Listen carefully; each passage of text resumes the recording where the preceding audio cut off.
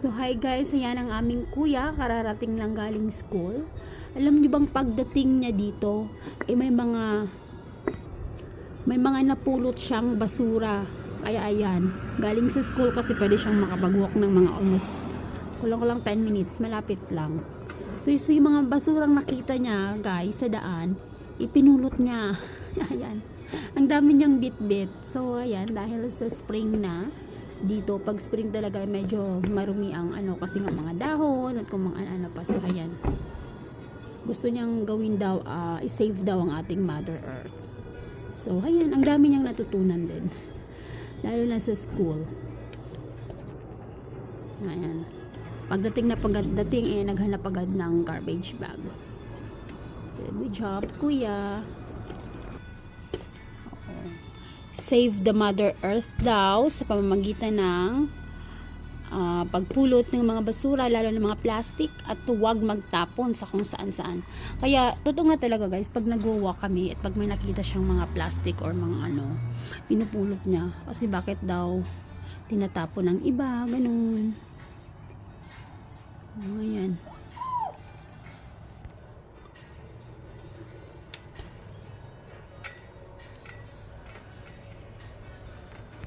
Hindi namin kuya. Ay, naku, mukhang may balak atang ikutin itong aming dito sa aming lumabas na siya. Mukhang may balak atang mag-ikot ng mga basura.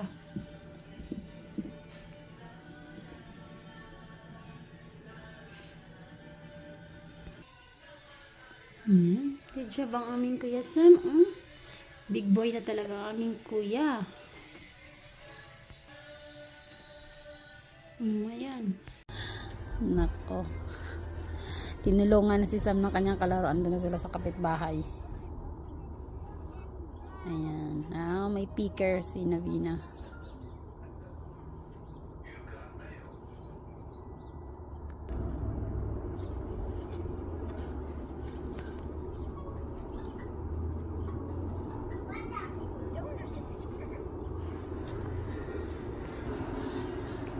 Ayan na, gumising ng aming astig na Jacob.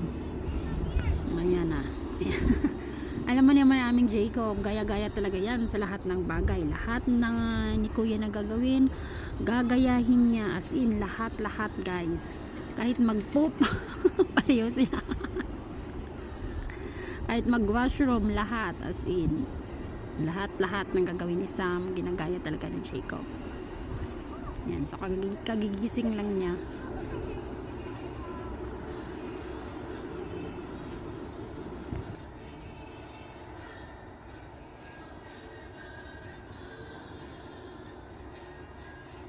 So ayan, spring na dito, ganda ng panahon, pero napakahangin as in. Ayan, so maganda-ganda ang panahon ngayon. 10 degrees. Ang 10 degrees na yan guys, magandang panahon na yan para dito. Nako, andun na sila. Malayo na nila. Jacob ko. Ayun guys, ang hangin. Sinong hangin? Mahangin, kaya medyo malamig.